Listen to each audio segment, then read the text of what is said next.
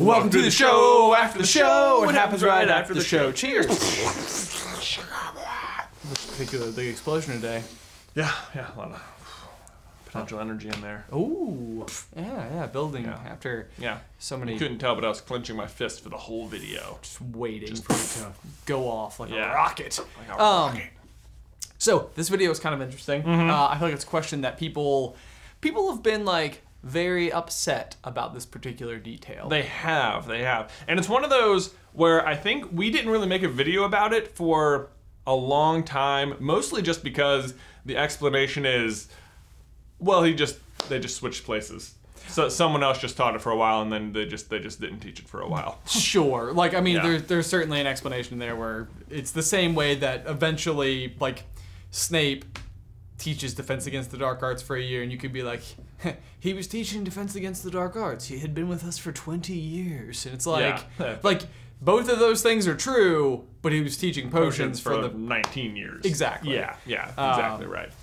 So it's just weird. It's one of those where you almost think for certain this has been a little retconned in, and then it was like, oh man, remember that time you wrote that sentence about Professor Merrythought having the job for 50 years? Right. And we've talked about that a lot, and I feel like the big question here is like, with these new movies coming in and the potential lack of care, and like I say potential because it's possible all this is going to be explained to us. Right. Like it's possible it's all by design, none of it's by mistake, and it'll be just like, we just don't have the information yet. But like, in the event that that's the case, and they've like retconned some material, like, is it better to just negate, like go through and mark out one line of a previous book and be like, our bad, that's not true anymore. Right. And just have something else that kind of makes sense, because it does make sense for Dumbledore to be teaching the position of Defense Against the Dark Arts. Right. Yeah. See, I don't think you can do that. Like, I think we were talking about this a little earlier with McGonagall, where it's like, oh man, she was like telling off Umbridge and she dropped this 36-year number, and that all of a sudden means she can't be in Fantastic Beasts, and it's just like, man, what a meaningless little sentence she has with Umbridge. Right. And it's like, oh, what if that like totally just ruined this other big plot line she had in her mind or something, or that she's like, oh, I could have done this with McGonagall, but it's like, I don't think you can do that. Like, I don't love the idea of going back and just being like, nope, sorry, messed up, because then it's like, well, you did that before, what's set in stone and what's not all of a sudden? Well, I agree completely. And the thing that makes me think that that's probably not the case is during the development of like Crimes of Grindelwald is the period of time where we got on Pottermore a lot of backstory specifically for the character of McGonagall and like sort of when she steps into the fold and like starts at Hogwarts like in the mid-1950s. And so that makes me think that that particular information that she was providing us, because that's J.K. Rowling writing specifically. Yeah, like on Pottermore. So it makes me think that what she was trying to do is maybe give us a little bit more clarity on the character of McGonagall, because it hopefully maybe will matter going into this future thing. So I don't know. It's interesting, and I really just can't wait. I wish it wasn't going to take another 2 years to get more information. Right. So okay, the next question I have for you then is like doing what we do and being content creators about kind of Harry Potter. I feel like specifically as like one where I think we've been established as a little bit of an authority.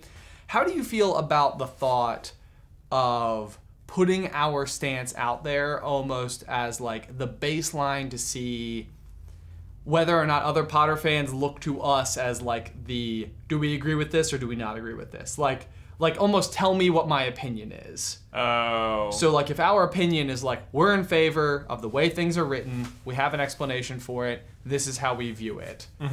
Like, do you feel like we have that power, or is it inviting disagreement? No, I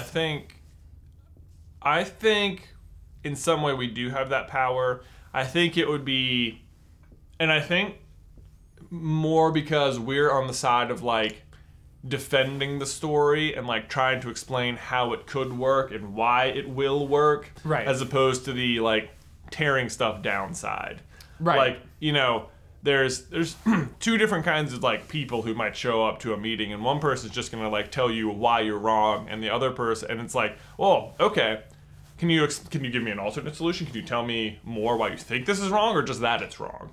Right. You know? And then there's the kind of person who will say like, well, I would maybe correct this, or here's a different solution, or then I think one of those people is very helpful and one of them is very not. And right. And so I say this all the time, and this is maybe just going beyond Harry Potter and all that and just into life in general, but like there's always 1,000 reasons not to do something. And it's like when you find those people who come into your life and they're going to point out all the reasons to not do something, right, like that's a problematic person to have around. Right. And I think the same thing could then be applied to the lens of like the way that we view these fandoms, because at the end of the day, it's like I don't want to depreciate the way I feel about this story. And so I want it to work. It has to work. It can't be flawed because that's a problem. Right. So it's like I would so much rather fix the story with an explanation that doesn't harm anything else. Right. And that's the way that I guess I hope our videos are received. Well, I hope so. Yeah, that it like fills in the gaps for people. Right. Some potential. Celebrate the work. Yay. Woo. You want to leave it there? Sure. Okay. Until next time. Bye. Bye.